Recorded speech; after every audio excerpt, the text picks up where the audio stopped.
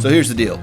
I'm going to take a Livewire from Bert's store in St. Pete to his other store in Port Charlotte. In the process, I figured I'd get an idea for an accurate range, so I'm just going to ride it until it dies. At which point I'll have Drake, who will be following me, tow the bike and myself the rest of the way.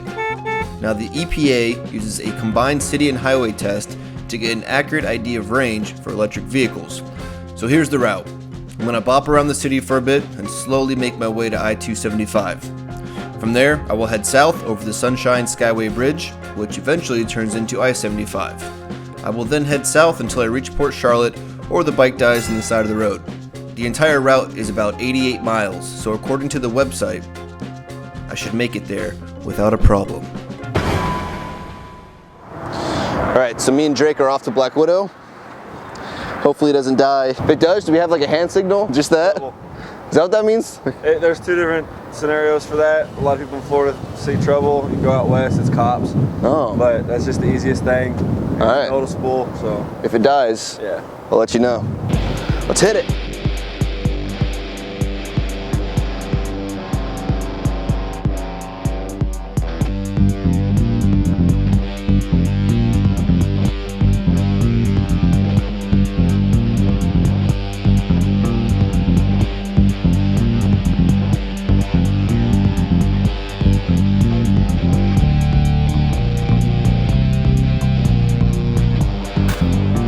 We've only come 25 miles. Okay, so we're right over the Skyway Bridge now. I don't know what you'd call this. This is still St. Pete. No, we're over the bridge now. Yeah, we're over the bridge. What is that, Sarasota? Possibly. Bradenton? Sure. So I'm at 69% with 72 miles estimated left, which is weird because on the bridge it only said 56 and I was gunning it. And I've only gone about 22 miles, but I started the speedo late, so it's probably around 24 miles. Bottom line is we're not going to make it to Port Charlotte. Yeah, I was wrong. Yeah, I was also wrong. Not a highway bike. Once we get on I-75 at around exit like 190, I'm guessing is when it's going to die. And then we got about 10 miles to the Port Charlotte exit. If you want to go ahead, Drake, I'm going to pop up right there. So I'll swing past you. The footage looks a little better now. I was accidentally shooting in 240 at the start, which is good for slow-mo, but it's not very steady. I had more a second ago, but now it's saying I have 52 miles left. I don't think that's right. We'll see where I get. I'm hoping I at least get close to the exit we have to go to. Now, once I get up to 70, I'm just gonna hit the cruise and not mess with it unless I have to brake, but I'm not gonna go past 70. Yeah, now it's saying I have 38 miles remaining. It's kind of disappointing. I think the bottom line might be that it's a city bike. Not really meant for the highway. Which is what it was intended to be, you know. Little commuter, but not a city to city commuter.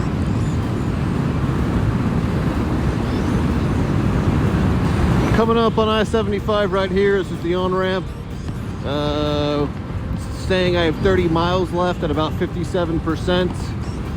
Which will get me to about exit 200, about 30 less miles than I need. And that's actually a little worrisome. There's a lot of construction going on in Sarasota, approximately 30 miles away. And I really don't want to have to stop there with the truck and trailer. So if it comes down to it, I'm going to get off the exit beforehand and have it die on some road that we can easily pack up the bike. But not be a nuisance. I have officially hit 50%. It's telling me I got 30 miles left. I've gone about 35. This exit marks the exact halfway point. And I mean, I'm at 43%. It's not a terrible halfway point, but I'm definitely not going to make it all the way to the store. But this is the area I definitely didn't want to die in because there's just nowhere to pull over. So it looks like we'll make it out of this at least. All right, 37%, 26 miles estimated remaining. I've gone about 47 miles. See if we can squeeze out at least 80 miles. I'm at 25%. Still no warning or anything like that. Saying I have 18 miles left. I've gone about 56. Remember, it says 54, but I didn't start the the counter until about 2 miles past the dealership. So this is home stretch, 4th quarter. I guess we'll see how far it gets us.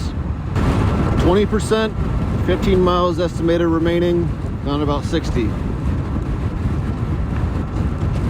All right, at 7%, I got my first alert. It just says low charge with a big battery, big red battery. I'm now at 6%. I'm at 0%. The bike's still working at 0%. I have no acceleration anymore. Okay, I'm now getting off to the shoulder. All right, grabbing the other camera. 0%, 0 miles remaining. I made it 74. Remember, add 2 to that, so it's really 76. Okay, so a quick disclaimer. I know it's a little sketchy that my camera died, so you'll just have to take my word on the accuracy. There's also a few variables that I think contributed to the range. For one, I didn't do as much city riding as I would have liked to. I had originally planned to make it to Port Charlotte and do the second portion of city riding there until the bike died. What that means is the bike didn't really get a chance to regen any battery. Also, me starting the trip counter late kinda invalidates the test, but it was literally 2 miles down from the dealership, and mile marker 183 where the bike died is exactly 76 miles from Barracuda. My height and weight could have also been a factor, who knows. With all that said, it made 76 miles, give or take 2 or 3, which is a far cry from the 140 or even the 95 projected. It would be interesting to do a straight city test, and I guarantee that it would yield more miles. I do want to say that I'm still a huge fan of the Livewire, and this doesn't really change my opinion. It's still a great, super fast EV, just didn't go as far as I thought it would. That's all I got for you guys today. I'll see you next time.